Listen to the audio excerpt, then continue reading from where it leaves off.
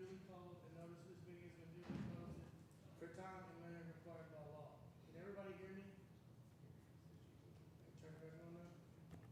We lost Bill. We good? Okay, at this time, I'm going to ask Mr. Cooper to lead us in our invocation, followed by our Pledge of Allegiance to the American and Texas flag by Beckham Bennett and Collins Horn from Felony Elementary. Cooper.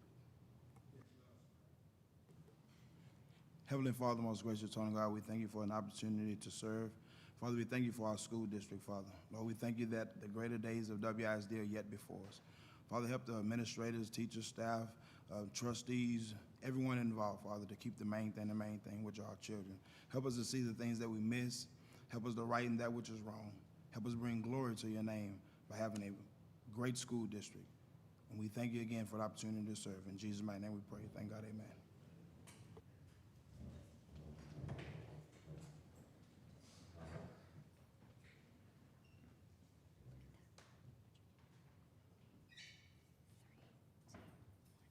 I pledge allegiance to the flag of the United States of America and to the republic for which it stands, one nation, under God, indivisible, with liberty and justice for all.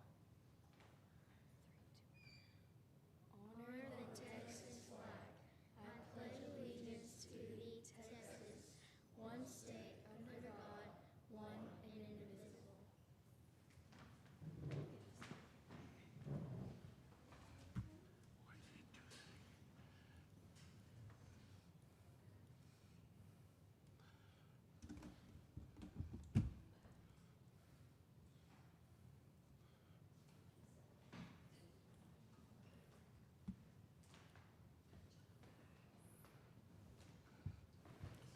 Next item on our agenda is our open forum.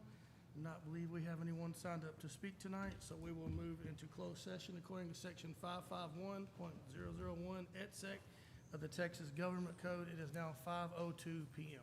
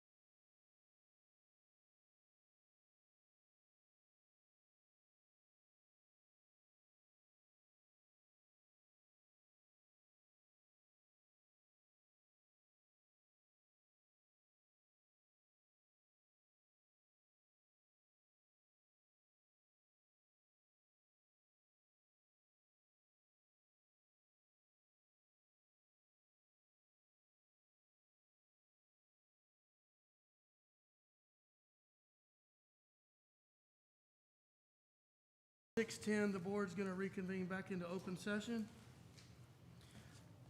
First action item will be consideration with possible action regarding a level 3 parent grievance appeal.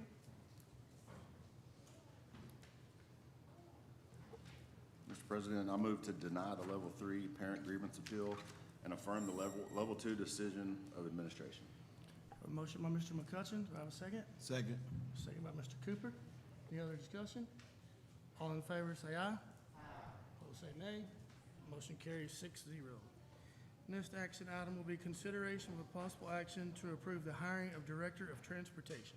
All right, good evening, Board. Ms. McCutcheon. This evening, we're making the recommendation to hire Mr. Ryan Ward as the Director of Transportation.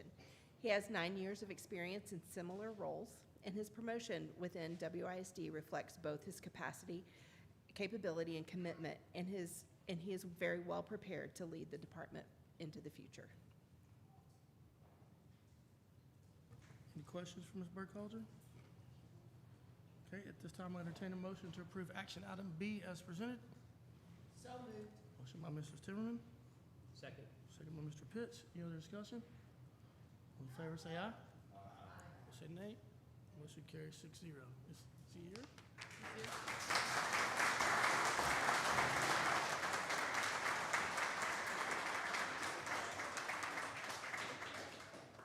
First off, I want to thank each and every one of you, the school board, Ms. McCutcheon, Mr. Calden, and Ms. Teresa Burkhalter, and all of you that believed in me that enough to feel that I could lead this transportation department.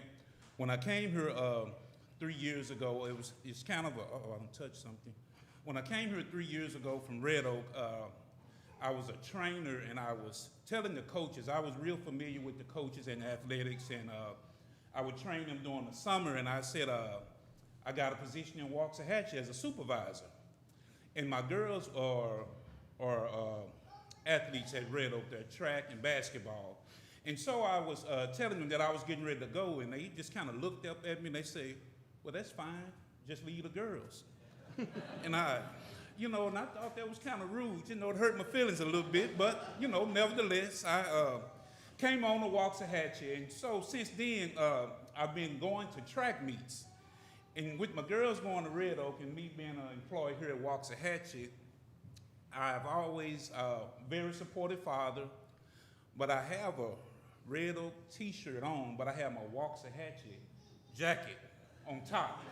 Now, when Red Oak is doing bad, my Waxahachie jacket zipped all the way up to the top. But when they're doing good, I open it up sometime. But, and that's just a little humor that we have, a little fun that we have in my household. And I'm thankful for my wife of 27 years as well. She stood beside me in all the transition. And I look forward to just working with the community and all of you. It's a group effort, and we share things in common, that we're trying to make this the best school district in the state of Texas. And so I'm glad to be a part of that. And by the way, this, 3 years ago today, when I came in for my supervisor interview, I had on this exact same outfit. So this is old. This jacket represents Waxahachie. I hadn't worn it since, but I thought I'd put it on tonight. And I want to say appreciate each and every one of you. Thank you.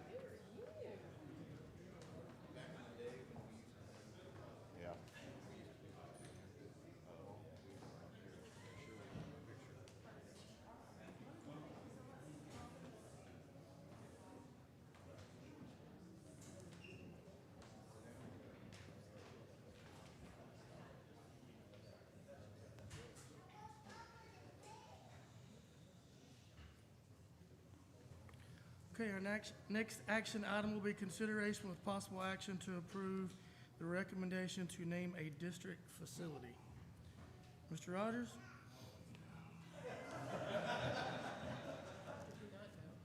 The gig is up. Well, this is different. Me being out here and not up there. I always wonder what it felt like for Authier to come speak to y'all and speak to us, and now I know how he felt. But good evening, school board, Ms. McCutcheon. I miss you guys, number one, and I truly appreciate all you do for this exceptional district. As you know, we have a precious gym in our community. We will be talking sports, and the gym I'm referring to is not the kind you play basketball or volleyball in. It's GEM, as in a rare and precious treasure. The gym I speak of is Mr. Ken Roberts. So 46 years, almost half a century, Ken Roberts has been broadcasting events for WISD athletics, starting with baseball in 1981 and adding other sports in the following years. So let us reflect a minute. What was everybody here doing in 1981? Ms. Kriegel, she was a wide-eyed undergrad at Abilene Christian, okay? Ms. Timmerman, she was starting her teaching career at Northside. Judd was a mere toddler, I'm assuming. Coop, -1. And y'all ready for this? Mr. Pitts was -5.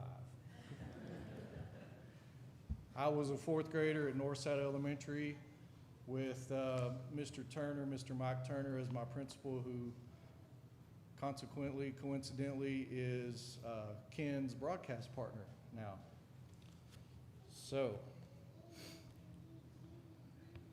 again, we all had a lot more hair back then, right, Mr. Turner? Ken? Absolutely.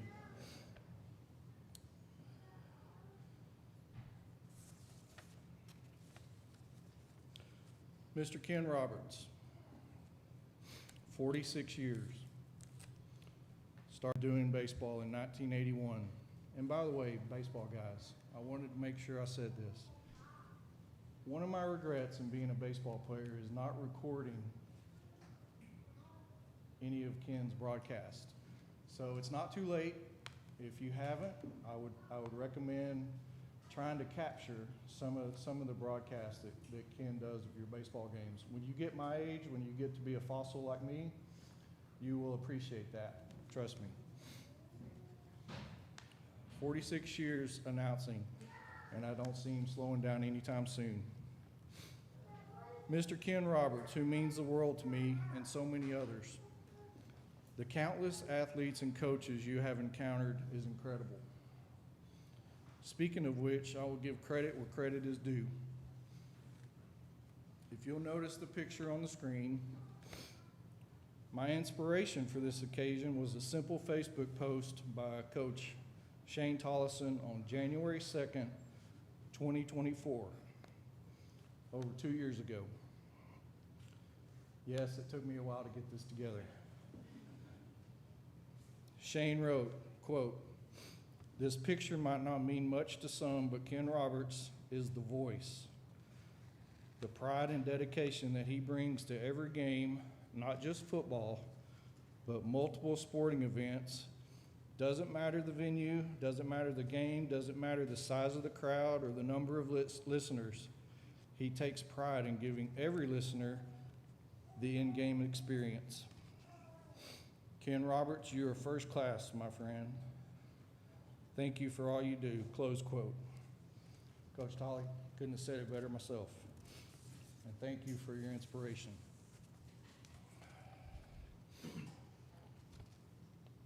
I can't imagine the hundreds of venues and thousands of miles traveled, thousands of hours that Ken has spent announcing games. But with that dedication comes sacrifice. Sacrifice by his wonderful family, his wife Rhonda and his 2 daughters, Brittany and Haley. please stand up and be recognized.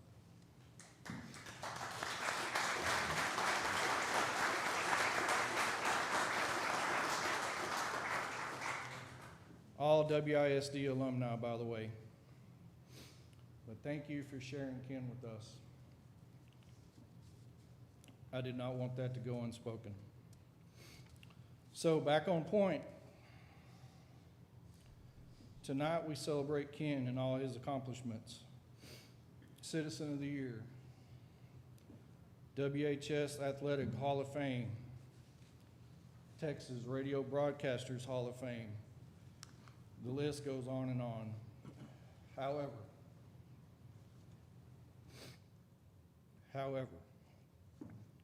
I have a suspicion that no previous accolade will compare to this one.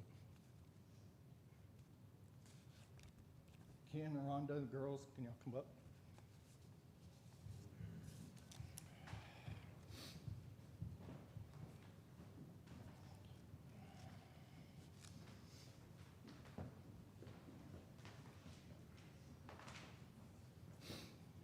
School Board and Ms. McCutcheon, I believe we have some business to discuss.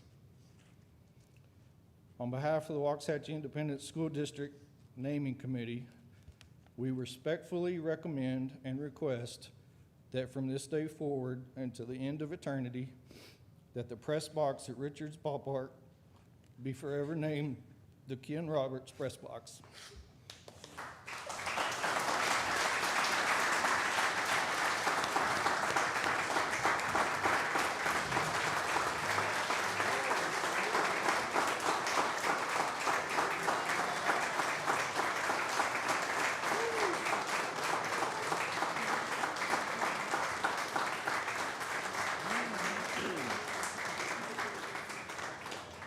Hold on, we need 4 votes. So before I call for a motion, I can tell you I've chaired the naming committee for the last 2 years. Never had a quicker decision and less discussion when this was brought up. So at this time, I will entertain a motion to approve action item C as presented. So moved. Motion by Mrs. Timmerman, Second. second by Mrs. Kriegel. Is there any other discussion? All in favor say aye. Aye. Opposed say nay. Motion carries 6-0.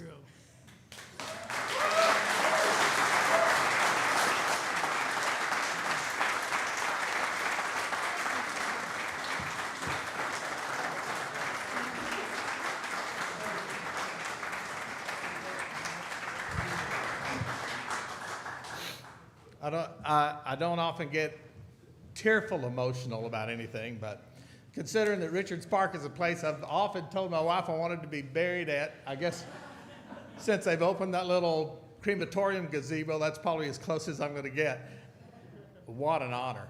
Listen, you're talking about my daughters being in Waxahachie and going in the school system, and Earl and Dorothy Roberts had 5 kids, and my brother and sister are here, and one brother's gone on to glory, one sister's not here. All 5 of us went 1st through 12th grade at Waxahachie Independent School District.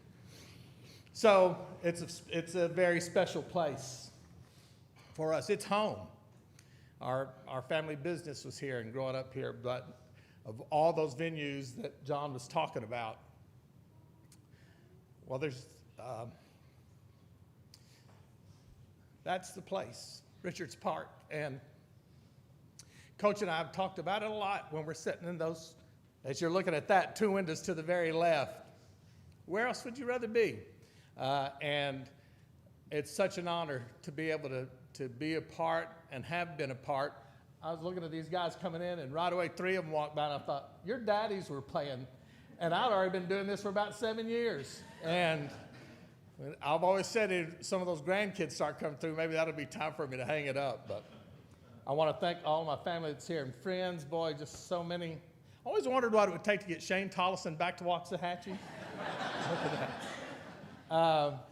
And the baseball team, and of course my broadcast partner back there, Coach Mike Turner. And love Waxahachie. It's the only place I've ever wanted to be, and I get to do what I love to do. And I'll try my dead level best to live up to that. That's amazing, and I thank you so much for the honor. I'm deeply moved, deeply moved.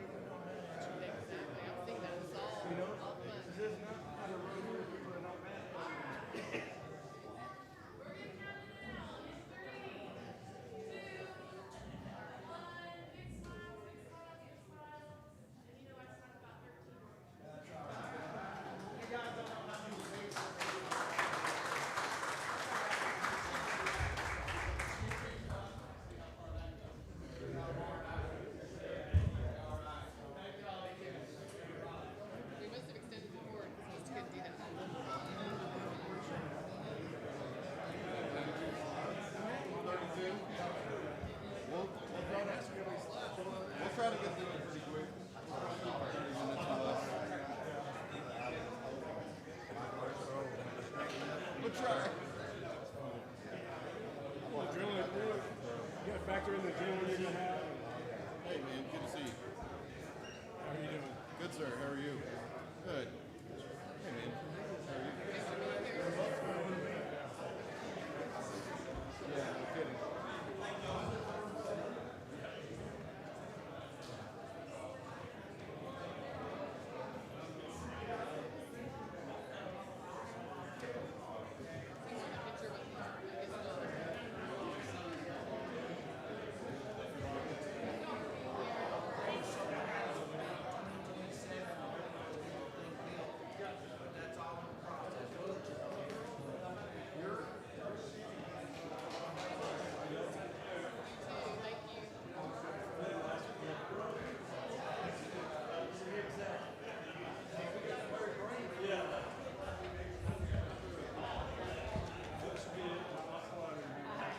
I guess I'll let you turn that over. You need.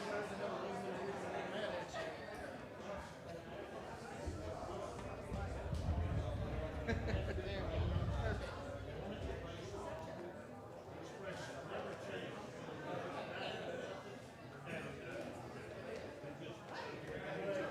Great job.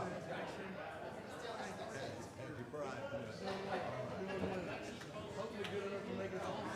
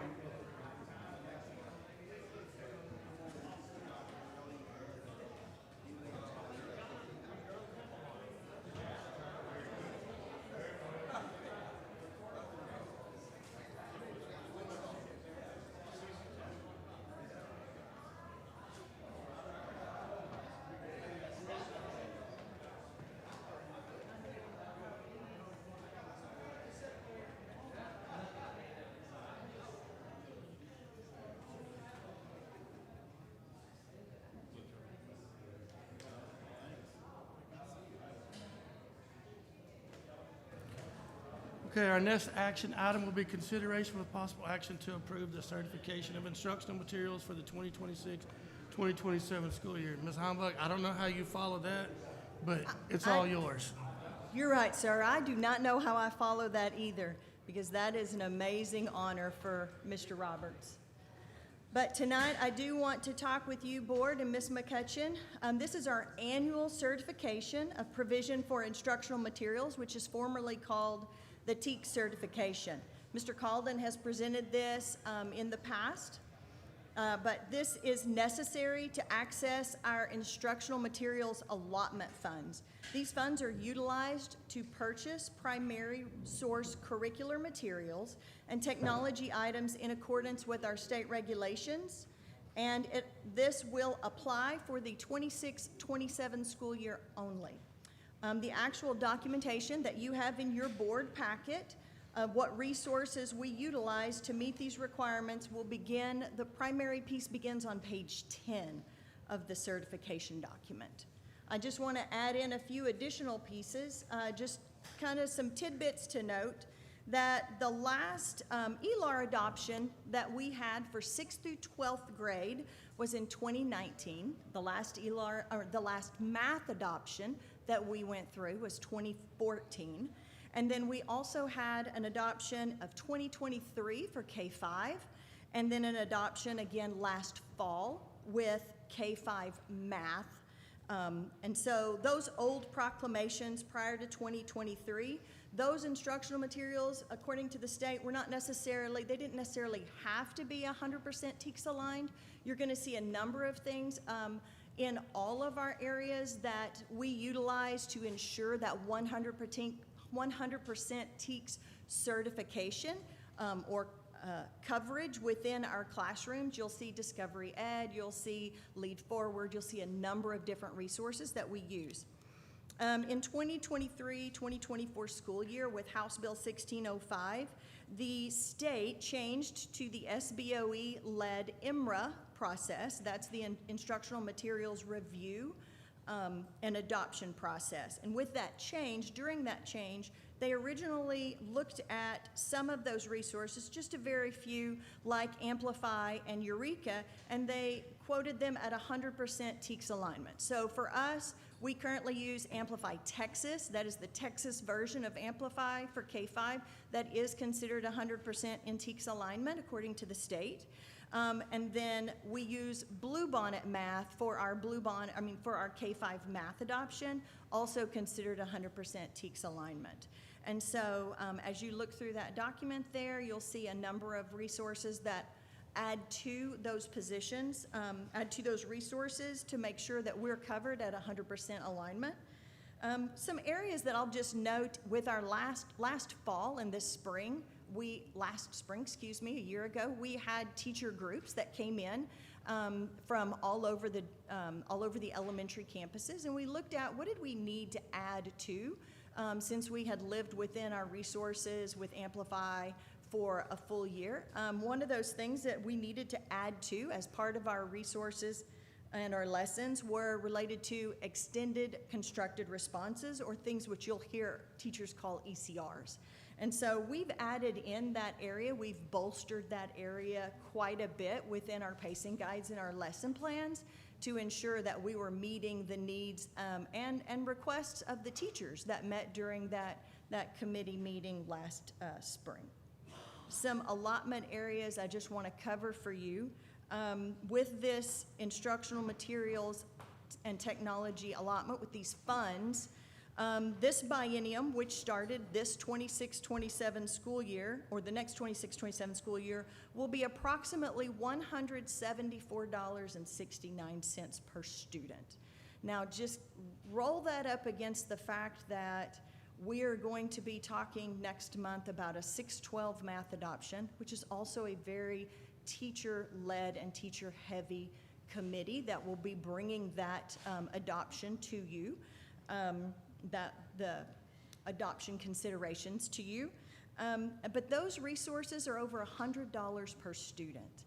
And so while the state gives us $174.69 per biennium every 2 years per student, we have to be very judicious with those funds. And so those funds are looked at through our EMAC committee. That's our Educational Materials and Technology Committee that is ran by Mr. Calden.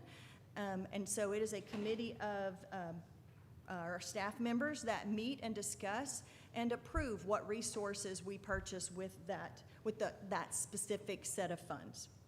In addition to the IMTA allotment, the state provides us what's called OER funds, and those are funds that can be utilized for open educational resources like Bluebonnet Math.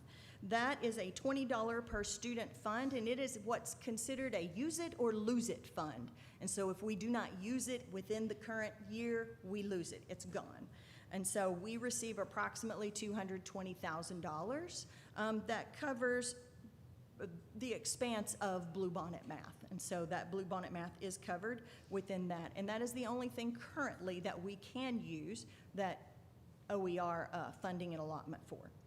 In addition to that, we receive what's called HQIM funds. Those are high quality instructional material funds. And those are provided for use to purchase what SBOE identifies as high quality instructional materials in their adoption process, which has replaced the proclamation process. That funding is $40 per student, and it's approximately for us around $440,000 that we would receive. Those funds do roll over from year to year if we are not using them. So currently the SBOE has identified to be utilized within those funds K-12 math, K-8 ELAR and SLAR, and then some CTE areas. SBOE opens up every single year new areas to be adopted. Since math, the last math adoption was 2014, that is why it was an important piece to be adopted currently. The next adoption for ELAR, 6 through 12 ELAR, will not happen until 2030. And so just wanted to make sure that you had some of that information. Are there any questions I can answer for you? Okay, Ms. Heimbuck, I'm sorry. Let's go from the back, go backwards with my questions. So you said $40 per student, $440,000 for HQIM. So what product are we using that we pay for with the HQIM, that is HQIM? Currently, we can utilize that HQIM funds. We could purchase K2 Amplify Skills, which are I'm considered. sorry, say that again. Sorry, we could purchase the K2 Amplify Skills, or K3, excuse me, Amplify Skills. Those are considered high-quality instructional materials that we utilize.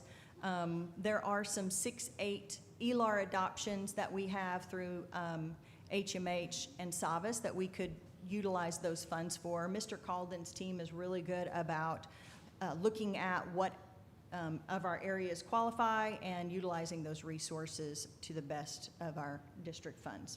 Okay, and so my second question is about the TMAC committee. Who is on that committee? You said Mr. Calden heads it up.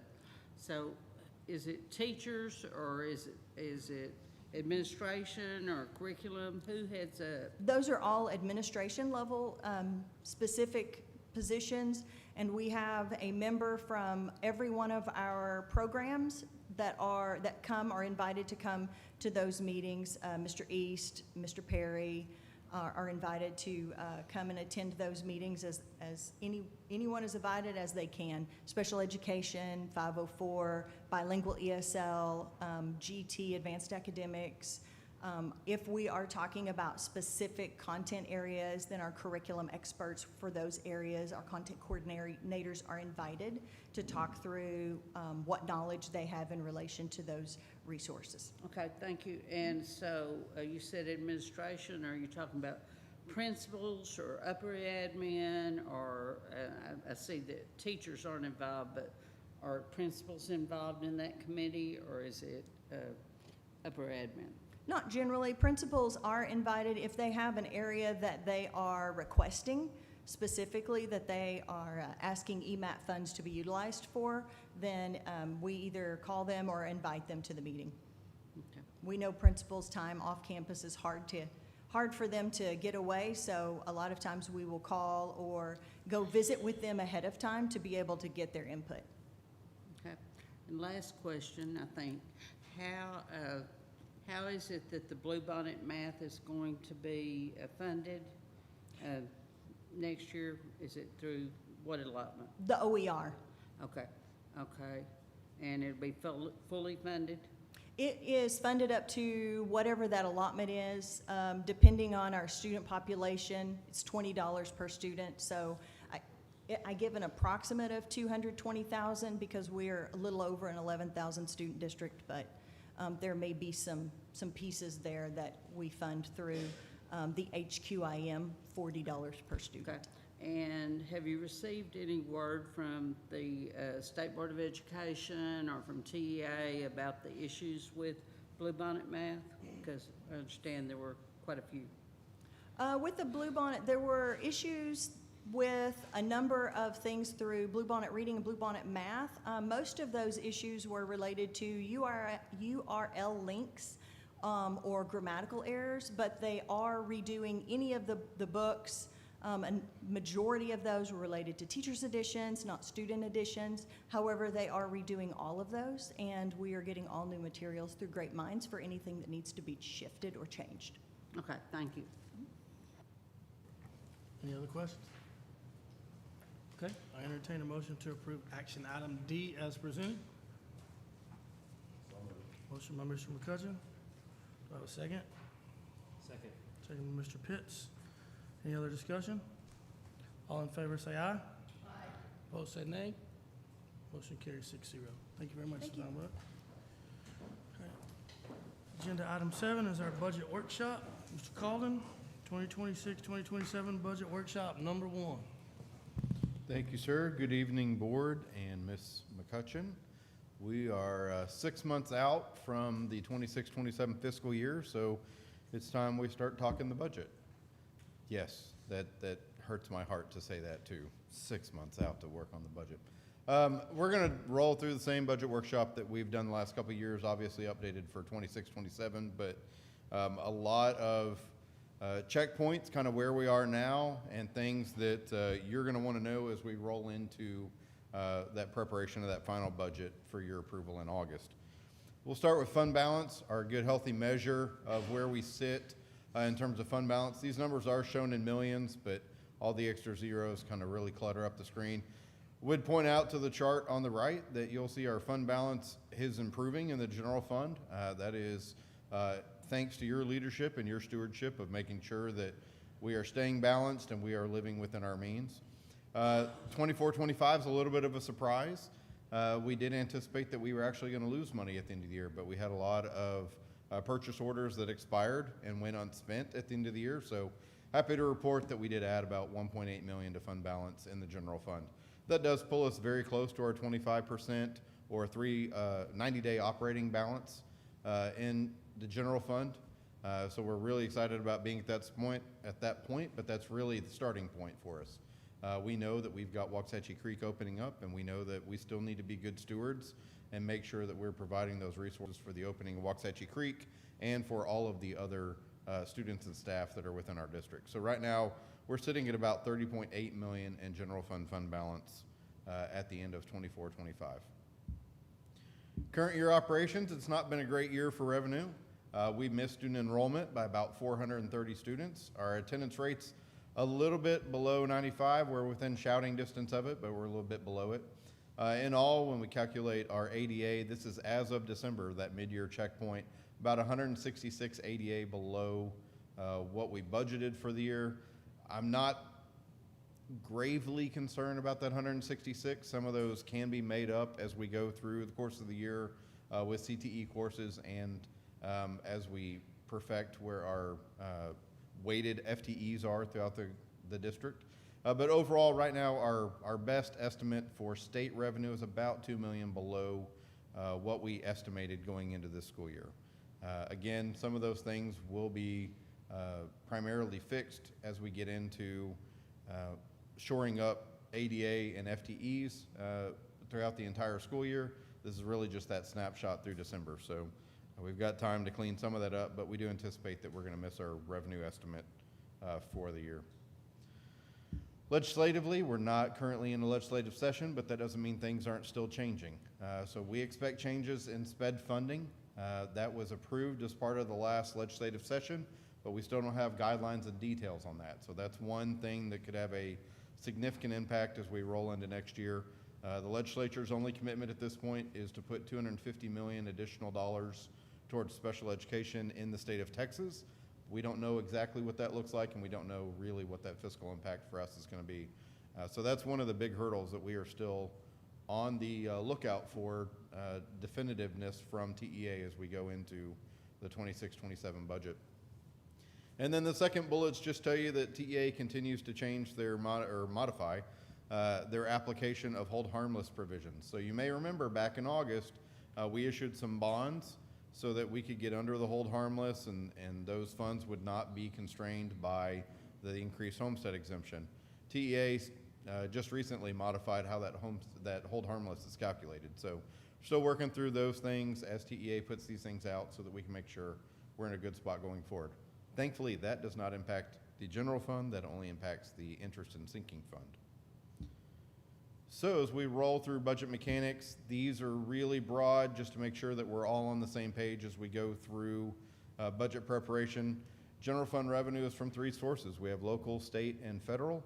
Local is the property taxes, athletic receipts, investment earnings, facility rentals. The big rocks that you're used to realistically are made up by property taxes at the local level.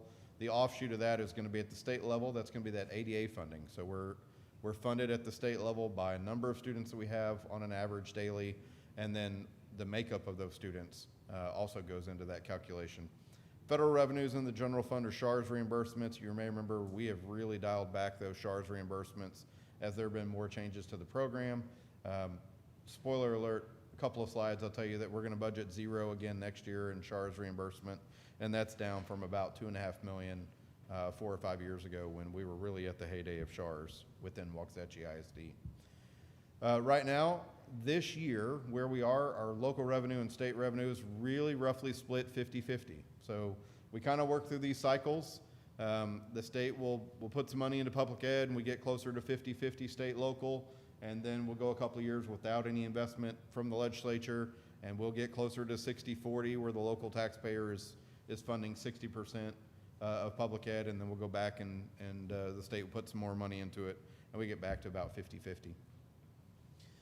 Key deadlines and dates, property taxes, those estimates from the appraisal district, we will get that certified estimate April 30th, and then we will get the certified values right there at the end of July, about the 25th.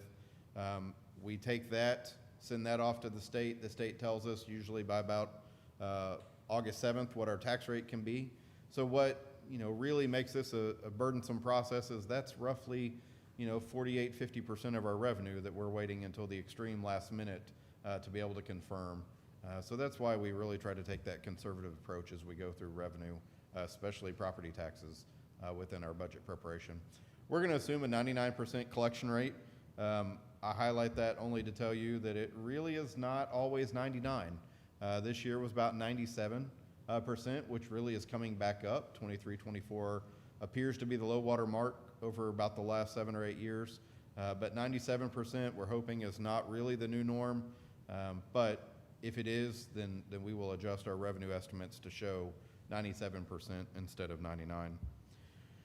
Look at the tax rate trend since 2018. It's come down from that high of $1.17 on the M&O side to $75.52. There was no additional compression this past year as mandated by the legislature. They focused their efforts more in homestead exemption increases instead of revenue compression on our end.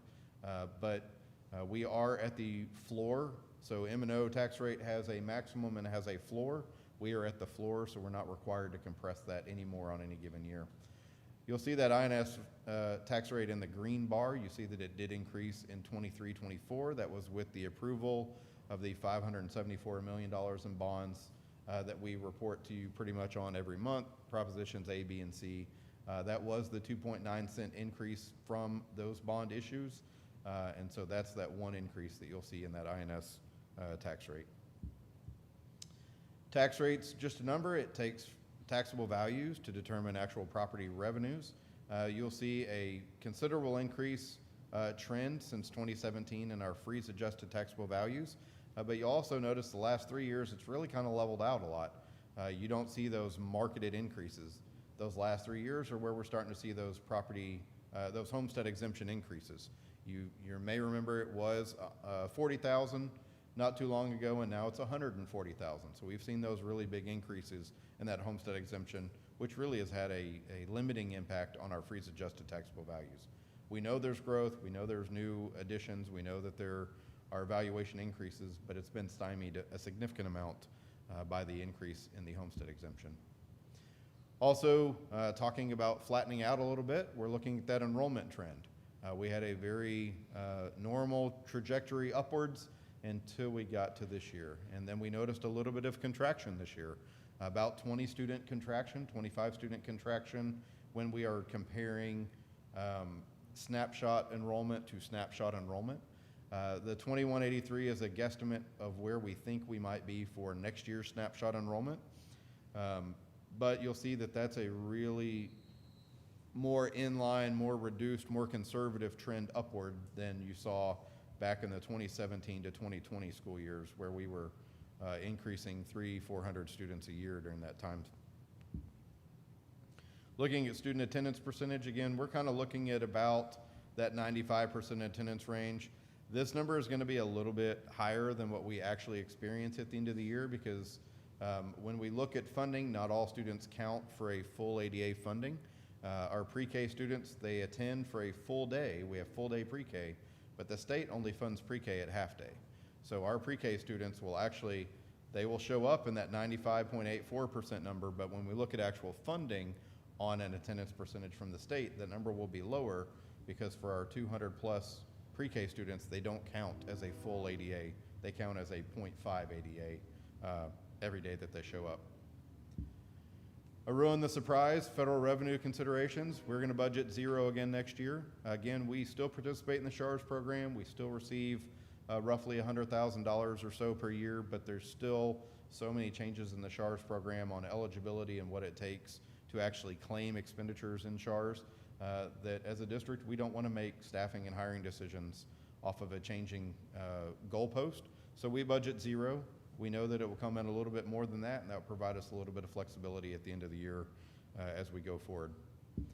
Enough with revenues, let's talk expenditures. You remember, board, there's about 6 categories of expenditures. The vast majority of them for any district is going to be payroll, which for us makes up about 85% of our expenditures. And then we have contracted services, supplies, other costs. The 6,500s really are only in debt service. We are not allowed to supplement those with M&O funds. And then capital outlay are big construction projects and other expenditures or improvements to facilities. Again, 6,200s to 6,600s make up about 15% of our budget every year. Ruined it with that discussion as well. That says the same thing. Payroll makes up about 80 to 85%.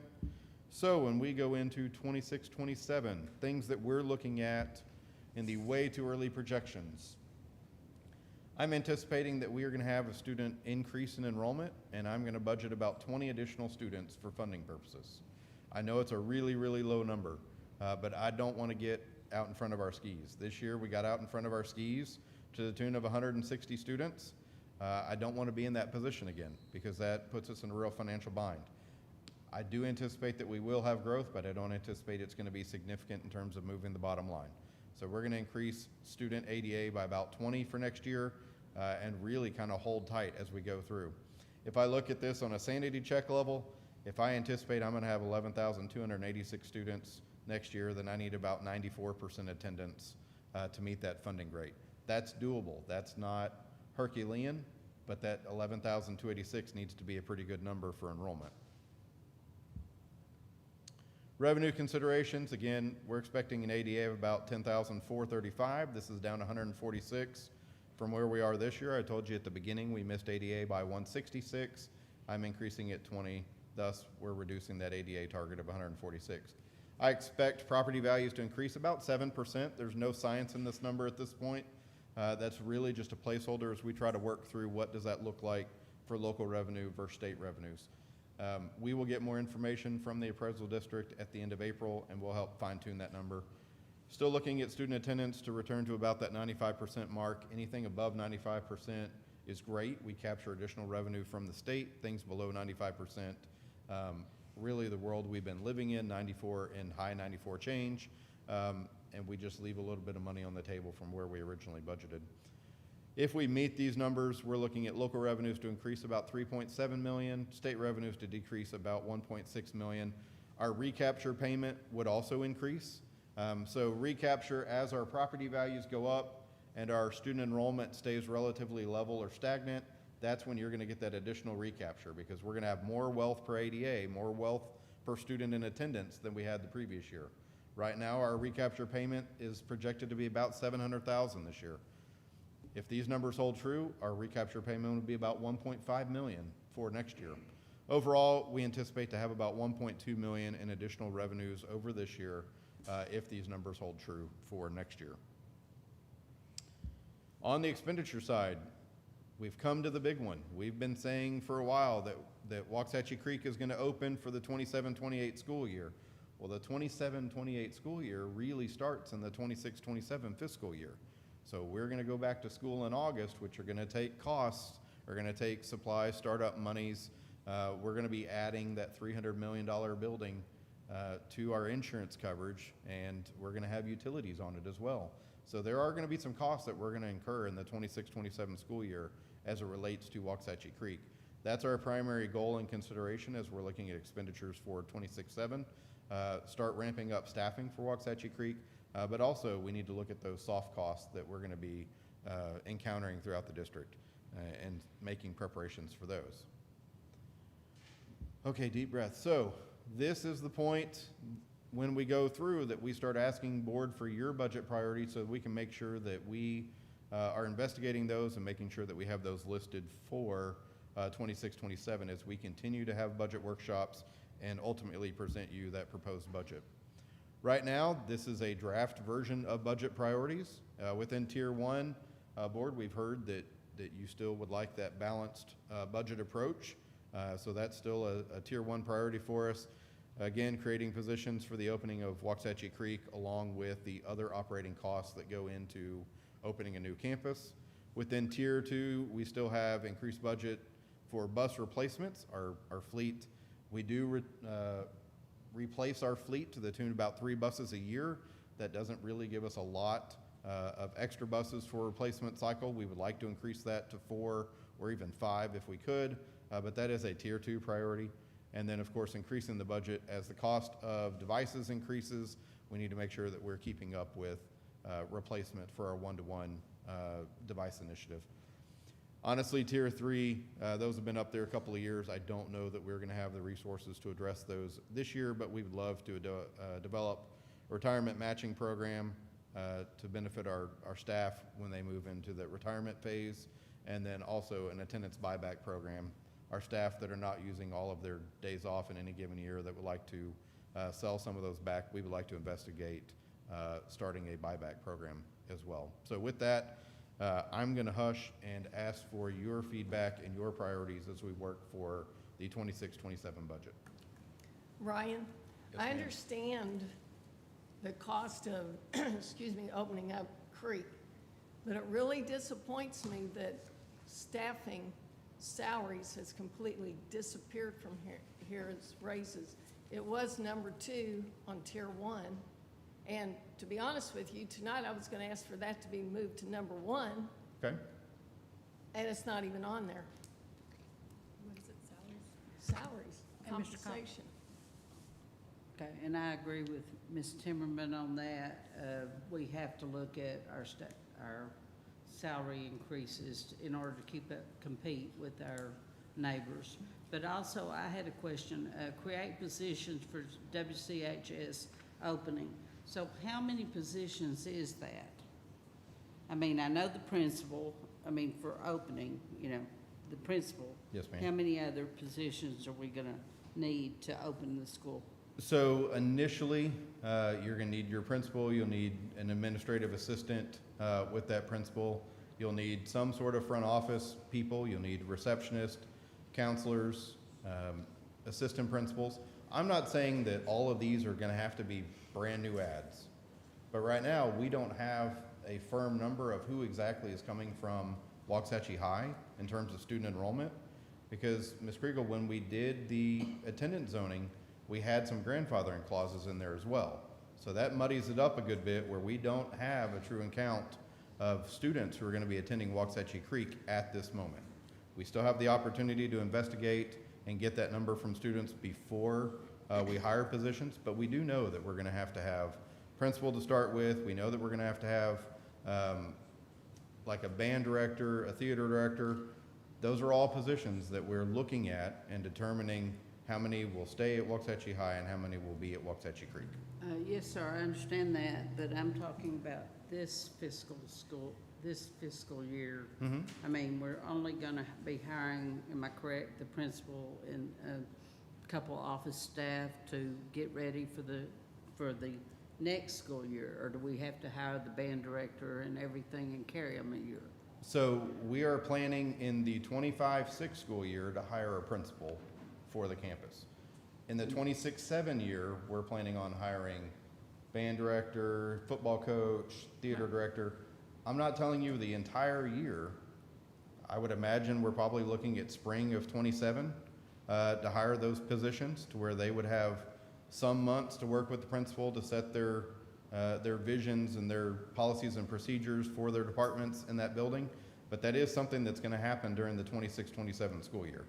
That's not going to be a, like a July 1 creation of those positions. It will happen earlier in that spring 2027 semester.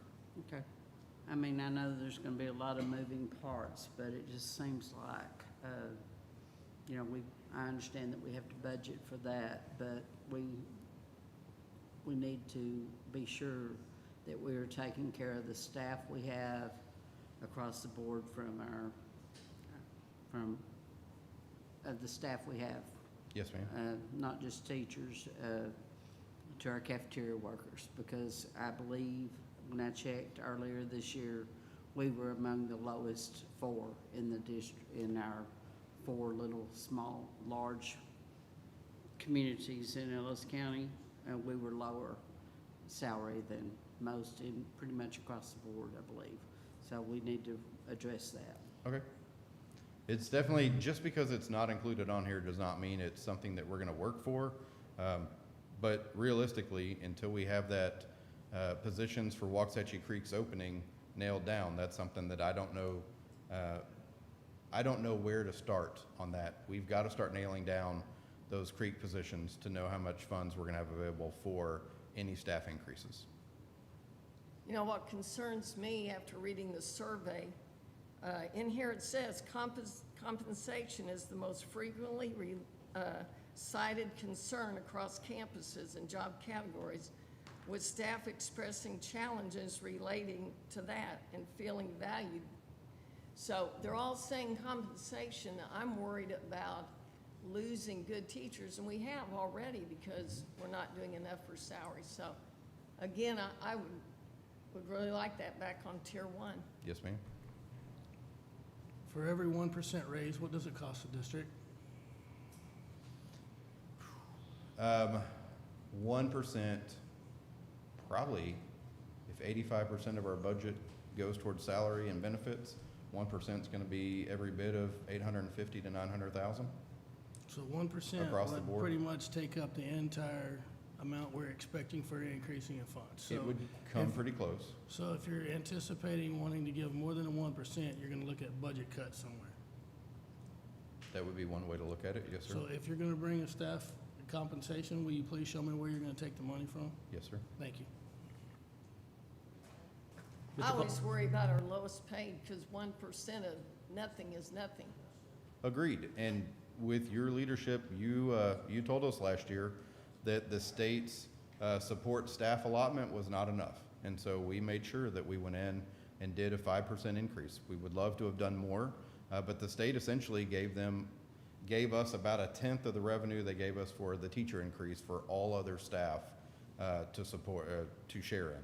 So you went over and above, and yes, ma'am, we try our hardest to take care of our lowest paid staff. We know that it's a challenge for especially our lowest paid staff. Yes. Mr. Calden, what Yes, sir. impact would getting rid of block scheduling have if we're looking at the area of the city? Yeah, so really good question that we've spent a good amount of time on as a leadership team. When we say getting rid of block scheduling, Mr. Perry would point out we're really meaning a return to a 7 of 8 schedule. There may functionally still be blocks. We may still have classes that take over 2 periods, but really it's back to a teaching 7 of 8 periods. Preliminary numbers, just kind of doing the rough algebra on it, it's about 1.6 million that the district could look into saving from the high school going to a 7-period, teaching 7 out of 8 periods instead of the current 6 out of 8. So that would help when we open Creek. It absolutely could free up funds, not only for staff increases, but it also could put us in a better position going forward with the opening of a second comprehensive high school by having that more efficient model of staff deployment. My concern, just so we throw that in there, with going 7 of 8, is our core classes having large numbers that they're having to grade papers, read essays, whatever. And so, you know, we need to put a cap on how many a teacher can have if we go to 7 of 8, because the numbers already are large. So if you add another class period to them, and you add another 25 to 30 students, that puts some teachers up around 190 to 200 teachers. Yes, ma'am. 200 students, and that is not acceptable. Okay. And be successful. And what's Yes, our ma'am. goal? For our students to be successful. Thank you. Yes, ma'am.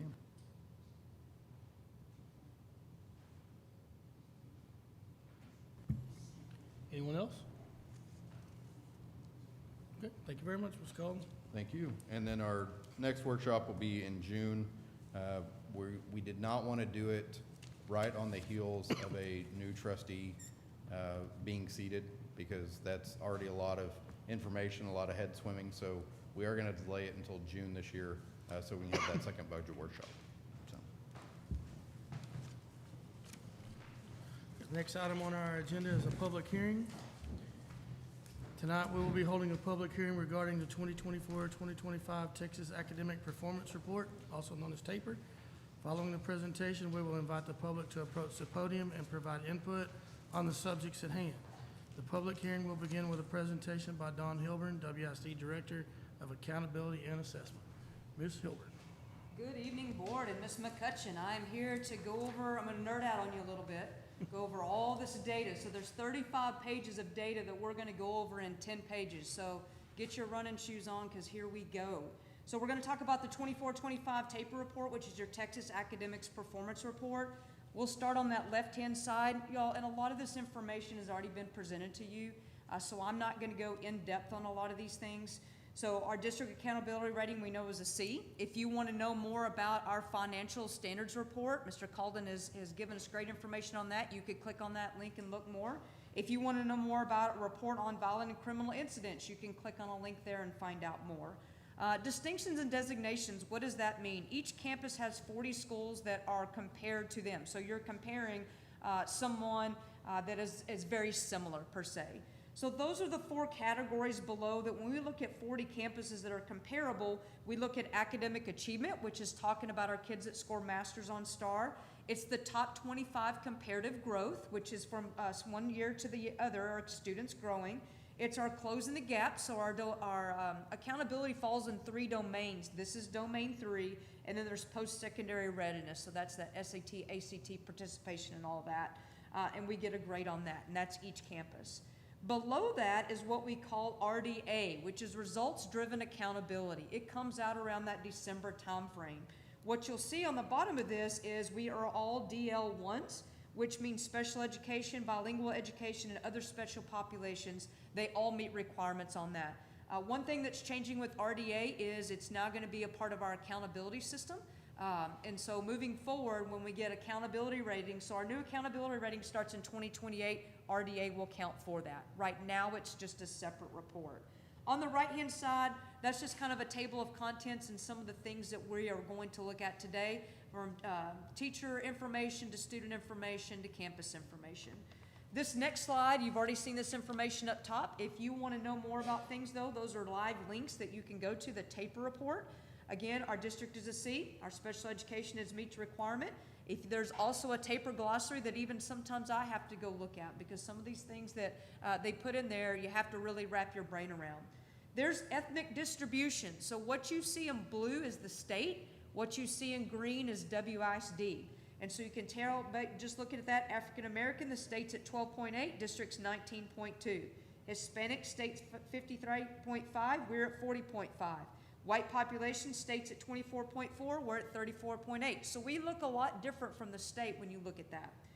Right below that's the same thing, but it's your teacher ethnic group. We also are varied quite a bit on that compared to what the state is.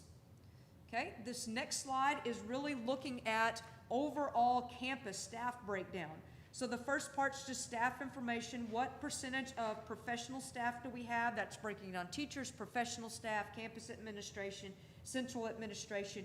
You can see those percentages there. They're compared to the state, and I will tell you when you look down that line, they're all within that 1-2 percentage point. So we're right in line with how the state is. Right below that is teachers by years of experience, all the way from beginning teachers to teachers that have 30 years of experience. Where these are pretty much the same until you hit that 11 to 20 year mark, and we're at a 36.6, where the state's at a 27.6. So I do that as a big thumbs up. We have teachers that have tenure here and that have between that 11 and 20 years. Right below that is student by grade. And I know Mr. Calden has talked about this, where our new students are coming into WISD, those classes are smaller. Our larger classes are the ones that are graduating. So remember, this is 24-25 data, but your big classes were grade 9 and grade 10 at 952 and 919. And just like Mr. Calden always talks about looking at student enrollment, we haven't grown just a whole lot within that. I've given you some definitions on the left-hand side, from at-risk to economically disadvantaged. Title I are EBs and homeless, and so if you're not sure on what some of those definitions are, it's right there. On the right-hand side, it gives you a number plus a percentage. So we're 48.8% economically disadvantaged. Our 504 is 11.3, EL is 10.4. So you can just go down that list and look. And another big one is Title I, we're at 77%. This is also a big one. This at risk is at 47%. So that accounts for about half our students that fall within just those two categories of ECODIS and Title I. This next page is student information, and so it's breaking student counts down into different programs. Again, economically disadvantaged, we're that 48 mark. If you look at 504, we're slightly higher than the state. We're at 11.3, the state's at a 6.8. We're lower in our EBs, where the state is 24.3, we're at 10.4, which you, earlier when I told you population, our Hispanic population was a lot lower than the state. You can see everything else, grade placement's about the same. Students with dyslexia, we're just a little bit higher than the state. Right below this is students by instructional program. Bilingual education, again, that's off from the state because our population is different. Our CTE is about right in line with the state, so is our gifted and talented. And we always talk about our special ed population and being higher, but when you really look at it, it's only about 2 percentage points higher than what the state is. Right below that is total student attrition. What does that really mean? That's the percentage of students that were enrolled in 22-23 in the fall who did not return to the same campus in 23-24. That talks about the turnover rate in not only WISD, but all around. So the state's at 18%, we're at a 21.5%. And then over on the right-hand side, just gives you a little bit more breakdown of foster care, homeless, down to Title I to at-risk, which some of those numbers I went over with you just a little bit earlier. Right below that is staff information, and so this is experienced by principals overall, also principals within our district, and also it does the same thing for APs. And so you can see that top part, we're just slightly under the state, but pretty much right in line. Right below that, since we just got through with budget, there's our average teacher salary by years. So you can see a majority of that. Some are just slightly higher, some are slightly lower, but overall it's pretty much the same. And then you have actual salaries below, where it breaks it just down by teachers, professional support staff, campus leadership, central admin, and then the percentages. There's only one variance in that, which was on that central administration piece when you're looking at salaries. This next page, the very top, is WISD STAR participation. And so that's the percentage of students that participate in STAR. So we're right in line at that 99 to 100%. Right below that, the results and comparisons for STAR. So STAR gets a grade. This is what we teach students too. These are called performance levels. So a master's level would be like a student kind of making an A. A meets is kind of like making a B. An approach is kind of like making a C. And it has do better there, which how we teach the kids is we want you, it's do not meets, but we teach kids we want you to do better on that part. So this brings me to the next slide right below that, which is reading data. Reading data is going to show you grades 3 through 8. It's also going to show you high school E1 and E2. The blue bars are your approaches. So that's the passing standard for STAR. The dark blue is 2025. The light blue is 2024. The red is meets. Same thing. Dark is 25. Light is 2024. And then the green, same thing. Dark is 25, 24. If you want to break down this a little bit more, look at the table below. You see that first line. That first column is the state. The second column is Region 10. The third column is the district. And so if you look at that for approaches for 2 years in a row, we were higher than the state and the region. But meets and masters, we were slightly behind. That is an area of focus that every time I go present to teachers or present to staff, that's one area that we want to look at a little bit closer, is our students that are scoring meets and masters. Next slides are the exact same thing. Colors are the same. This first one up at the top is looking at our math. And so we got our approaches, our meets, and our masters. If you look at that third column, for math, unfortunately, we were slightly lower than the state in all those areas for 24 and 25 for our approaches, meets, and masters. The middle part is what we call House Bill 1416, used to be House Bill 4545. So the state requires students to get accelerated extra hours per se if they do not meet passing standard on STAR. All third graders who take the test do not meet passing standard, and fourth grade required to have 30 hours. Any student that does not meet requirement 2 years in a row requires 30 hours, and if I didn't meet requirement 1 year, then I'm required to have 15. We have to track that data, and then we turn that data in through PEIMS submission. The bottom part you see there is all grade science, and so that would be 5, 8, and then our 9th graders take biology. Colors mean the same here when you're comparing 25 to 24. If you look at that third column, you can tell in 25 our approaches was higher than the state and the region. Our 24 approaches was the same, and then our meets and masters, again, we're struggling a little bit on that, but it is an area of focus for our staff. This top page here is looking at social studies. Again, same thing, colors are going to show you the same thing, but really look at that third column where the district. We were higher than the state and the region for 25 and 24 approaches. We were the same for 25 meets. We were higher for 24 approaches. We were slightly lower for 25 masters, and we were equal to that 24 masters. And so that's an area in our social studies that we're definitely scoring higher at the same as the state. Right below this is graduation rates. You'll notice that it shows 23, 24. So this is what we call a lagging indicator because it's not last year's data. This truly just breaks down by ethnicity, number one. The very top tells you how many students that you had graduate in 23, 24, which was 938. And then it shows by graduation type. So you have from high school foundation program with no endorsement to a high school foundation program with an endorsement. You can see those percentages.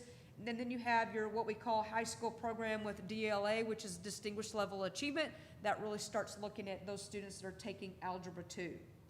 Right below that, we have SAT and ACT comparisons. So that top column or table is looking at SAT and ACT combined. That first one says tested. So you can see the state's at 76.7, the region's at 84, and we're at 44. That's an area that we continue to look at to having more of our kids that are participating in SAT and ACT. Same thing, it shows you, and this is just annual graduates, so this is not overall for students taking that. So that would have been the seniors when this data was pulled. Right below that is the SAT. This is annual graduates again, and this is by subject. And so what I want you to pay close attention to here is we have less kids participating in SAT and ACT, but our kids that are taking those SAT and ACT are doing better. And you can see that when you see that you have the state, the region, and the district. The state's at 975 for all subjects. The region, it's 997, but as a district, we're at 1023. Same thing when you look on the right-hand side to look at ACT.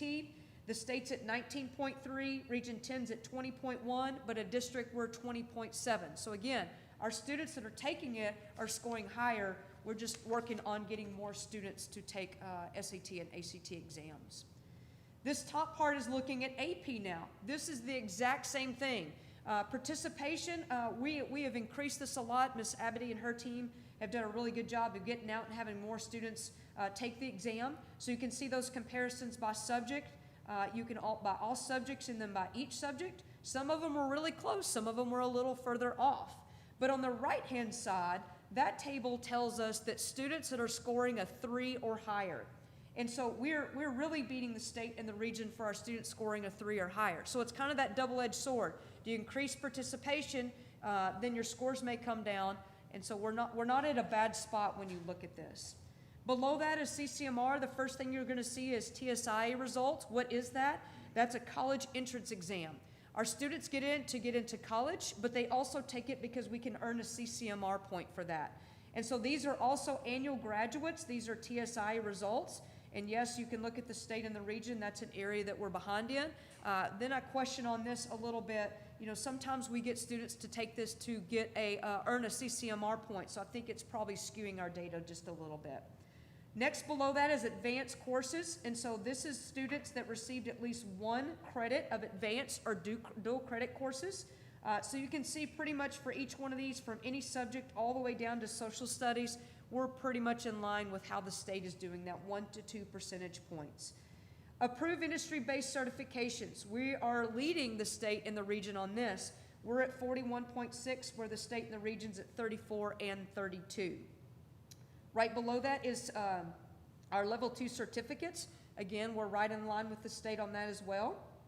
The one on the right-hand side, right below 60 times 30, those are our students with an IEP who have demonstrated self-employment. And so we're also above the state and region on those students that have an IEP that go out into the workforce. And then below that, our college and career military readiness. This has been a focus the last couple years. And so we are a little behind the state and the region, but you can tell we've really increased that from 22-23 to 23-24. All right, our next page here is looking at attendance. Mr. Calden has got up to speed on that, so we gained just a little bit that from 22-23 to 23-24. On the right-hand side is dropout. You don't think you have dropouts in 7th and 8th grade, but we're slightly below the state at that 0.3 and 0.1 for 2 years in a row. Our annual dropout, we're quite a bit lower than what the state and the region is on that. We're less than 1%, where they're at 2% for the region. This bottom part is longitudinal graduation rates. What is that? Well, we're in cohorts when a student starts in 9th grade. So let's say I'm supposed to graduate this year with my cohort, but I do not earn enough credits to graduate, so I graduate next year. I'm now counted in, and that calculation is a 5-year longitudinal graduation rate. Same thing could happen. Maybe I don't get my diploma for 2 years after my cohort graduated. That counts towards the 6-year graduation rate. But I want you to really look at this and comparing how our district is doing in graduation rates compared to how the region and the state's doing. At that top part, I'll give you an example for that class of 2024. We were at 96.9, where region was 89.5, and the state was 90.7. So overall, you'll see the same trend. If you look at 5-year longitudinal graduation rate, you will also look at 6-year longitudinal rate. We're about that 4 to 8 percentage points higher of our students are graduating with a diploma than those of the region and the state. And our last slide here is really talking about growth. It's annual growth. And what does that mean? I want you to look at the table on the right-hand side. This is where we want students to grow or stay the same in a performance level from 1-star year to the next.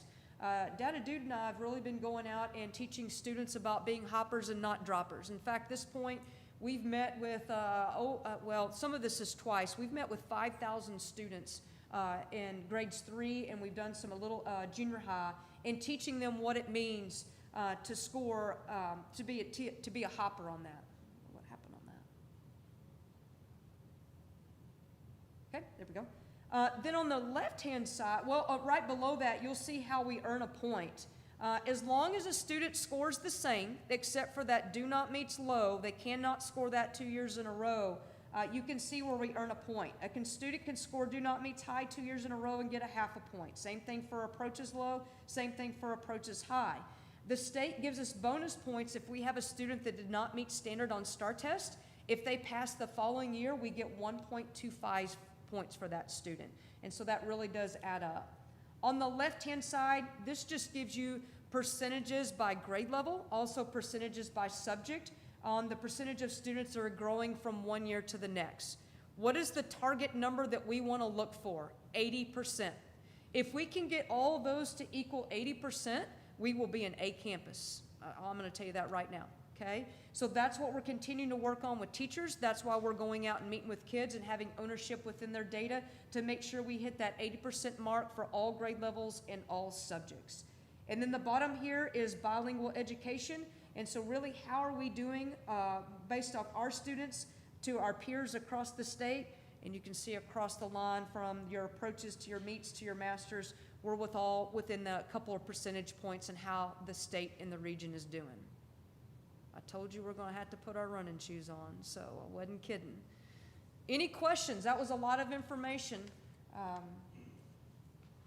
but hopefully good information.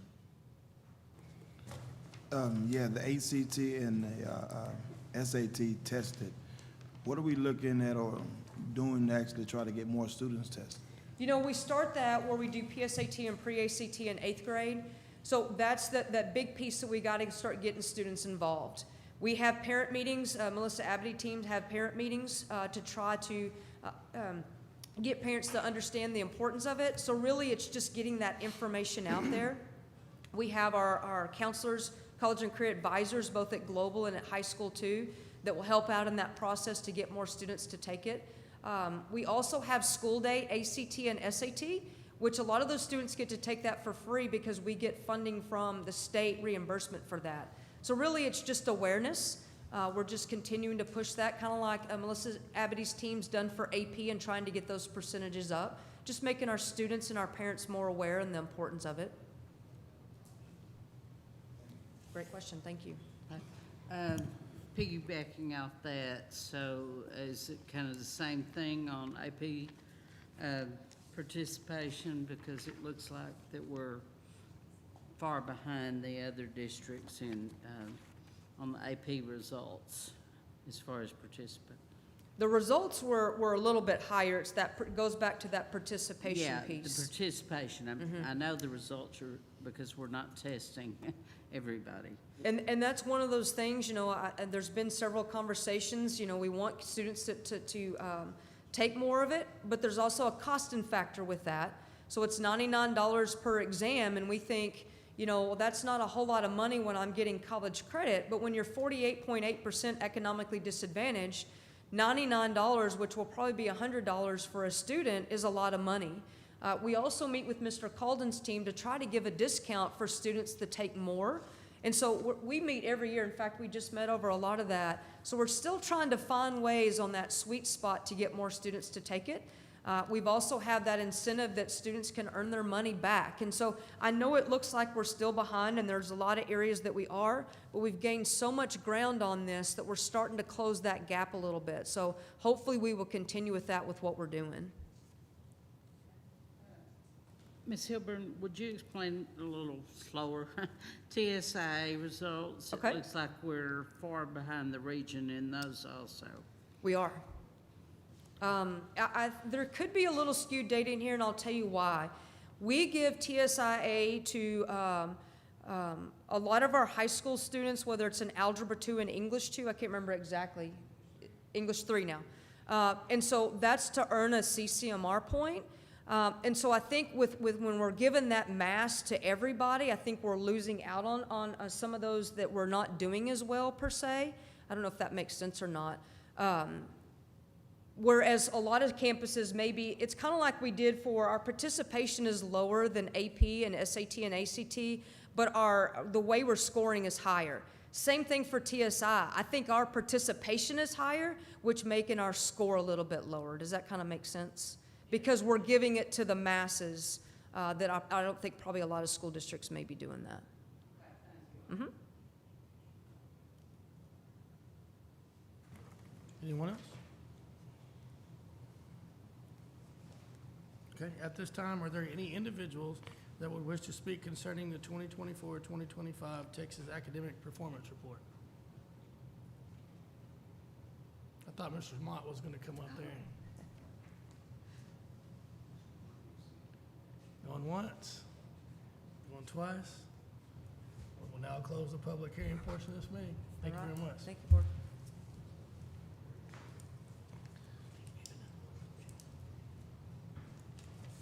Now, on agenda item 10. Tonight, we will be holding a public hearing regarding the revision of the District of Innovation Plan. Following the presentation, we will invite the public to approach the podium and provide input on the subject at hand. The public hearing will begin with a presentation by Lisa Mott, Assistant Superintendent. Mott? Good evening, trustees and Ms. McCutcheon. This is for our District of Innovation Plan, and we are proposing an amendment for this year. The first time that we put this particular plan in place was in 2022 is the original plan. We did make an amendment in June of 2025. And at that time, in June of 2025, these are the items that were on our District of Innovation Plan. Just a reminder, a District of Innovation Plan allows us to exempt the district from certain things within TEA that they require us to do. Gives us a little more flexibility. So like, for example, that uniform school calendar there at the top, that allows us to start school when we want to start school and not the third Monday in August like TEA says that we should. So these are the things, the exemptions that we had on our plan in 2025. We are removing 3 of these things in our new revised plan. The uniform group coverage, this had to do with insurance for the district. It's no longer allowable from TEA, so we need to remove that from our plan. The campus behavior coordinator, we are no longer allowed to exempt these discipline behavior type things such as that one and the out-of-school suspension below grade 3. TA is no longer allowing those exemptions. So we are removing those 3 from our original plan that was created in 2022. With all the great new legislation from this last fall, we need to add some things to our District of Innovation plan. Many of these things we are complying with, but we were advised by district attorneys to go ahead and put these in our District of Innovation plan just to give us a little more flexibility, because as things come out from a legislative year, it's not real set in stone yet of how they need to be put into place. And so as we're still learning more, we needed some flexibility and the ability to tailor it to our district. So things that we are adding: access to instructional materials and syllabi. We are complying with this. This was House Bill 1605, I believe. We are complying. We do have those things posted on our website, the syllabus, all the TEKs, everything, our resources, it's all posted there. We just wanted to give ourselves some flexibility. It's not maybe every, I is dotted and T is crossed, so we wanted to give ourselves some flexibility. Number of parent-teacher conferences, this comes out of Senate Bill 12. They recommended we go up to 2 required parent-teacher conferences a year. We would like to keep it at 1, which has been our practice for many, many years. GPA calculations, this is out of Senate Bill 1191. It's a statewide method for GPA calculations, but they haven't put it out yet. So that's one reason we are going to waive it for now. When they do get that put out and we have time to study it and see how it would work for Waxahachie, we could come back and remove this from our plan, or we could keep our current one in place indefinitely. The next 2, acquisition of library materials and local school library advisory council. These are all part of Senate Bill 13. Once again, this is something that we do have in place and we are practicing, but we have tailored pieces of it to fit for Waxahachie ISD. So it was recommended that we go ahead and waive this as well. The last one, the local grievance procedure policies. This is out at Senate Bill 12. There were 2 things in this piece of legislation. One was to allow more time for parents or staff members or whoever needed to file a grievance from 10 up to 20 or 30 days. We felt that this was really difficult for our hearing officers to thoroughly investigate something that happened 30 days ago. It's hard to go back and find that video. It's hard to find witnesses who remember things from that time. So we would like to keep that at the 10 days to file that. And then also new legislation in Senate Bill 12 allowed for new evidence to be presented, new things to be requested at level 2 and level 3. That has not been our practice here in Waxahachie. We want to stick with 1 grievance all the way through without adding things in if they elevate it to higher levels. And so we are asking for an exemption from that as well, and to keep it as our current policy is. So those are the things that we are asking to add. That would make our revised DLI plan look like this, with the old ones that are still on there, and then the new ones that we are requesting to be added. What questions can let me go over our process first. On February 11th, I presented these proposed revisions to our District of Innovation Committee. It is not the same exact committee from the original plan that was created in 2022, because many of those people have moved on. And so when we do revisions, we get new people to replace those who have left from the original committee. And then on February 12th, that committee, I took a vote for them to approve these revisions, and we posted the plan on the website so that we could get any community feedback. And then tonight we are here, and I'm presenting the board, the plan to you, Board of Trustees, for your approval, and it is on the consent agenda this evening, later in our meeting. And then if it is approved tomorrow, I will then post the new plan on the district website officially, and I will notify TEA of our revisions. What questions can I answer? Any questions from Ms. Montward? Okay, at this time, are there any individuals that would wish to speak concerning the District of Innovation Plan revision? Once, twice. We will now close the public hearing portion of the meeting. Thank you very much. Okay, moving on to number 12, which will be our reports. And report A will be our superintendent's report. Ms. McCutcheon? Okay, good evening. For my report, again, just wanted to start with enrollment. I do on a monthly basis, and you'll see that on the bottom. Our enrollment is as of the end of February. At that time, our current enrollment was 11,180 with an ADA percentage of 94.89. Mr. Calden's shared quite a bit of that already today. Also, just want to give everyone an update on our spring rounds for our campuses and staff at campuses. We did begin those this past week with the high school, and we will continue these through the beginning of May. And then, of course, providing our updates at that meeting, and then adding more time in our rounds for discussion and feedback and questions that are specific to those campuses. Okay, we held our annual STEM and pre-K community night last week, and very well attended. If you had a chance to stop by there, the pre-K had a VIP entrance and a lot of fun things that they were able to do. There were over 90 interactive booths. There were 98 volunteers. I was there and didn't see some people that were there because the facility was so large and there were so many things happening, but it was a great community night. The Invention Convention district winners were announced as well, which was very special. Wanted to talk a little bit about our First Friday Focus. We had set this up to visit with individuals, anybody that wanted to come in and visit. And every other month we were doing one in person and one virtual. So our last in person just wasn't well attended at all. So we decided that we're going to change this up a little bit, and we're going to start going out to folks instead. So April 3rd is our First Friday Focus, but that is a student and staff holiday. So we'll probably just send out a quick little video, and then have an actual in-person event probably the following week. But we do want to do that. We have some ideas on how we can reach more people by going out to them.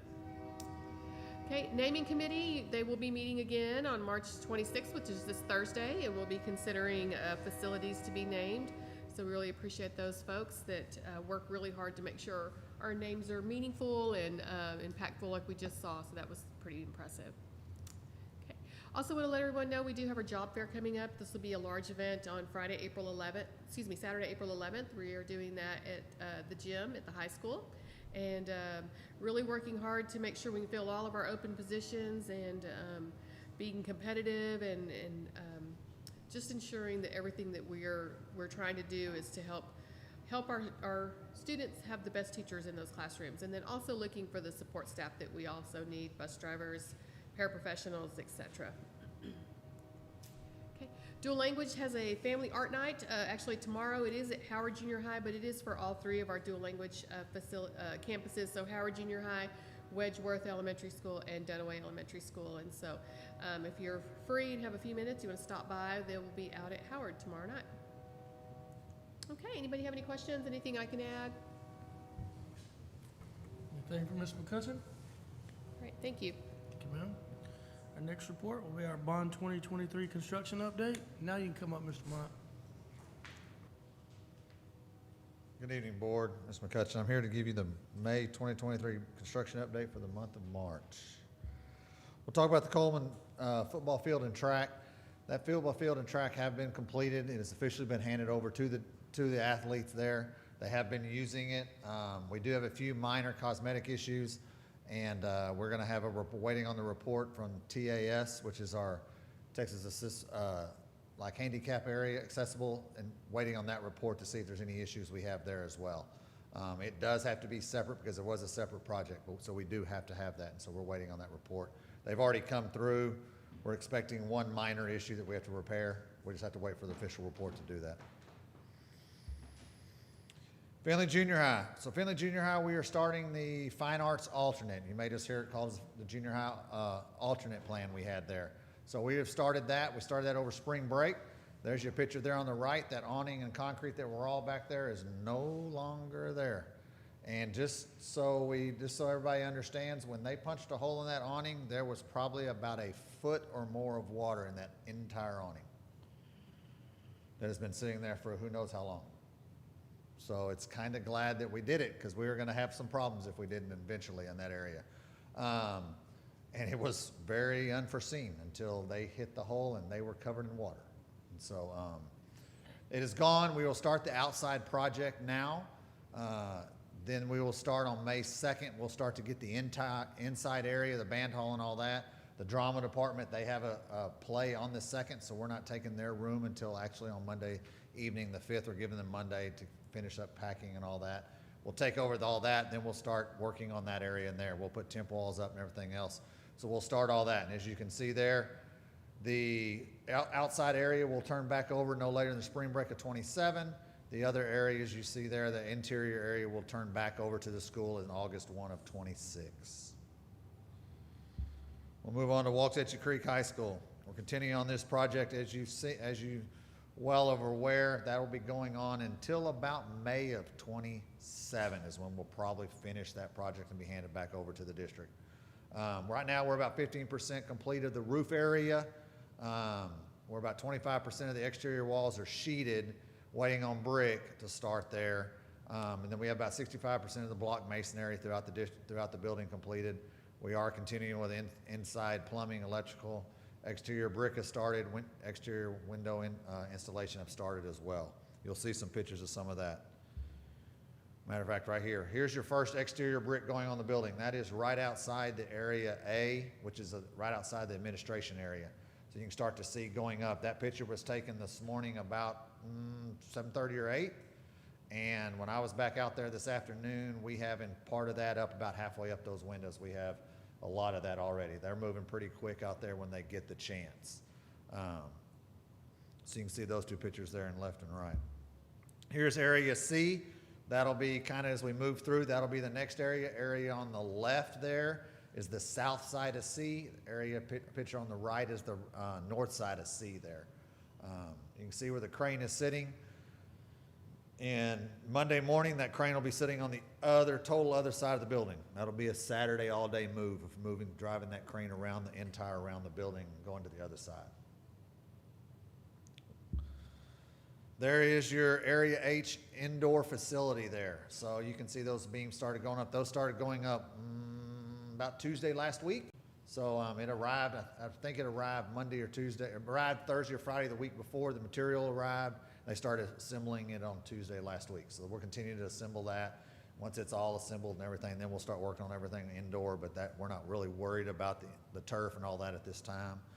But it is going up. There is your softball batting cages. Cage there on your left is your home side. It'll have 3 batting cages and pitching lanes combined. Area one on your right there is the visitor side. It has 2. Also on the end, on the one on the left for the home side, it also has a large storage area that's the length of it from the width at the end. It'll have a large storage area. Baseball and softball have the identical batting cages, except baseballs are longer due to their pitching lengths. So they're longer, but they'll have the exact same facilities in that. We're gonna go to a little bit of miscellaneous. Picture there on your left is about 230, 240-ish rooftop air conditioning units. That's what we have right now. We're expecting I think that building has 298 total on it. And then the pictures on your right are some of the beams starting to arrive for the gym area. Right now, we're running out there about 185 to 200 employees every day of the week, 5 days a week, and then on Saturday, we're running about 100. We do have 2 full-time female workers on there full-time working out there right now as well. Prop C. So Prop C, we're going to be doing it's over many campuses. 13 campuses were approved for that. This summer we'll be touching 12 of those 13 somehow or another. All different things. Many of them have already been approved and we've been working on. Some of them are going to be approved on tonight, and we'll have a few more next month as well. Here's a list of kind of what you're going to see on many different campuses. The big ones that everybody is well aware of is the geothermal removal and replacement.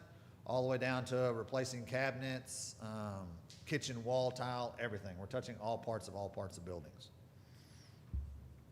Little rundown on Prop C, just so you know that originally the bond was approved for those priority 1, priority 2, 421 items. We've completed as of right now 313 of those for about 75% complete. Hopefully by the end of summer, if everything goes well, we'll be up about 360 totally completed, and it'll be about 85% of the original bond items we will have completed. Then we'll move into priority 3 and priority 4. As we started seeing a lot of this completion, we started looking into those as to what is in there. Some of those items were partials of items that were in priority 1 and 2. Give you an example. Clift had their library, cafeteria, those big areas to do their carpet, their flooring and all that. But their classrooms weren't. They were in priority 3 and 4. Didn't make sense for us to do half the building and come back to then do another half and remobilize and all that. So we did it all at one time.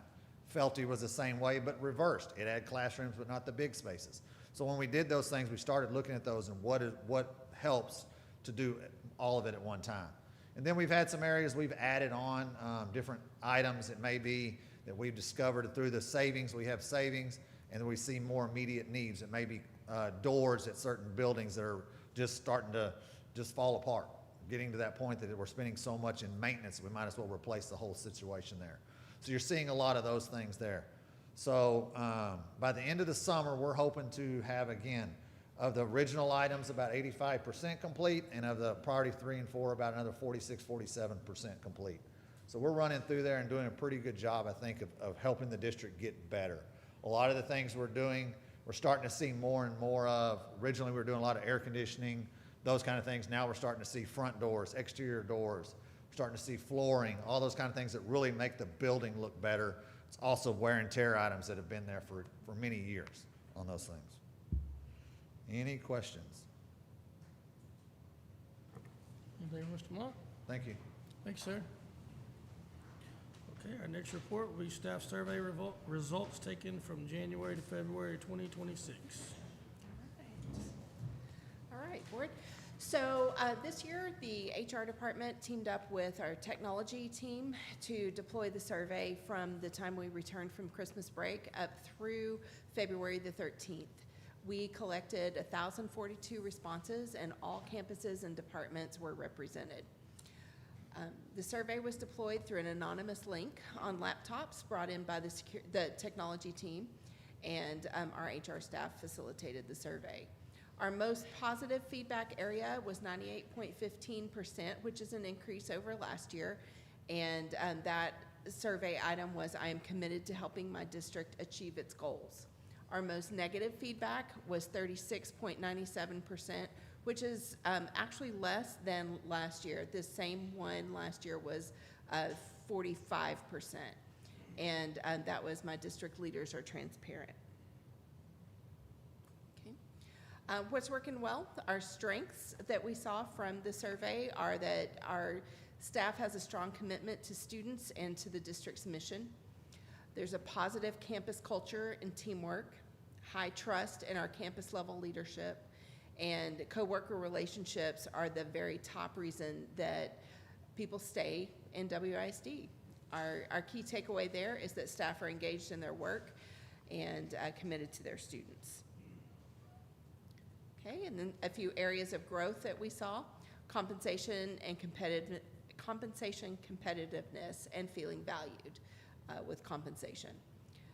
Staffing shortages and workload sustainability, district level communication, and trust declines moving from campus to district decisions. So our key takeaway there is that staff are staying because of the people, not necessarily the systems. So some considerations that we have to think about moving forward are that compensation does remain the most consistent concern across all roles and campuses. Staffing impacts workload and retention, and the better we communicate with each other, the more trust and reliability and stability that we have across the district. So some next steps, some of these we've already started. Continue work on establishing, communicating district processes and systems. We've been working through this, through the cabinet throughout the year, and continue to make those systems and processes more clear for our staff. We want to continue monitoring staff retention and addressing communication and compensation concerns. WSD has strong people and campus culture, and addressing these areas will be the key to our long-term stability. Do you have any questions for me about the survey? On this slide right here, Yes, ma'am. what's going to be done to address the concerns that our teachers have? Okay, so the very first one there on next steps is continue working on establishing and communicating district processes and systems. So last week in cabinet, this is just an example, we talked through a certain number of processes and systems, and each cabinet member brought one of those processes to discuss. And so we will make those more clear for our staff and make sure that staff know where to find them, and that they're deployed in a realistic timeline. We hope to have all of this ready ongoing, and to also share with them during DLT this summer. In the conversations with cabinet, the biggest concern is compensation, so what have you discussed with that? So we started our discussions tonight with the budget workshop, and my team looks at all of the data across the state. We use the TASB market data for different positions and make sure that we are in line, and so that's where it starts. And then we'll have some internal conversations about what we need to do for next year. We're not there yet. Thank you. Ms. Burkhalter, when I was looking at the actual survey results, a couple of things concerned me. One, that employees are treated fairly in my district, and I believe in the district has a good culture. And 50%, around 50% of both said yes. But my concern was they had a lot on the treated fairly, there were more than 29%, I'm sorry, 29% said they disagreed, and 16% said they strongly agree. So that was a culture, and then that goes into culture also. I just wanted to make that statement because, you know, we need to work on salaries are going to be an issue, compensation is going to be an issue, but how our staff is treated and building the great culture is what we maybe will keep our people here. Right. I would like to note that every area saw an increase this year in positive responses. Okay, we don't have that response, so, I mean, you know From what I'm last saying, year to we compare. didn't get that from last year. So that's great to know. Okay, thank you.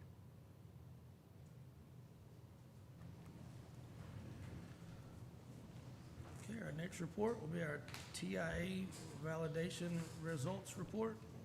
Ms. Mott?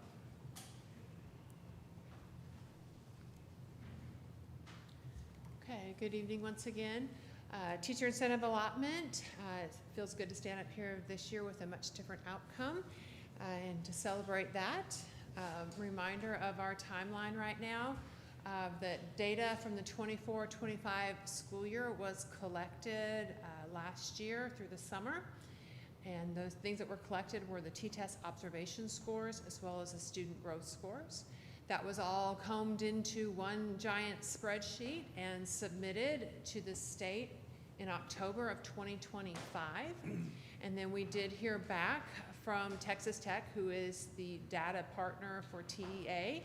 And on February 3rd, they let us know that our data was validated by Texas Tech. And that simply means that our system produced reliable results, and there is a consistent positive association between teacher observation scores and measures of student growth. And so next on our timeline, we are anxiously awaiting the end of April when TEA will confirm the teachers that we proposed for designations. They will notify us of those names as well as the amounts of the allotments that each teacher has generated. Of course, that is determined by the campus in which they are serving the district at. So we'll hear all of that mid to end April, but we say end of April just to be safe. So to get into our data validation report, if you were with us last year, you've seen this report before. This is what Texas Tech sends back to us. There are 4 scored domains. Those are A, B, C, and D. And there's one supplemental. That one is not scored. It's kind of where they give us some what if type scenarios. What if we used this tool to evaluate your data? So they're practicing as like a field test on a STAR or EOC test. There are 10 checks within those 4 scored domains. You'll notice here on the scorecard, we received 84.9 points, and that was out of 105 this year, so about an 80% score. That is in comparison to last year when we only got 46% of the points. So a lot of growth there. The biggest area, and this is where we had to show the growth, was in domain A. This is known as the do or die domain. You have got to score 30 out of 30 here. 30 is the most possible points. Domain A is the correlation between your teacher observation rating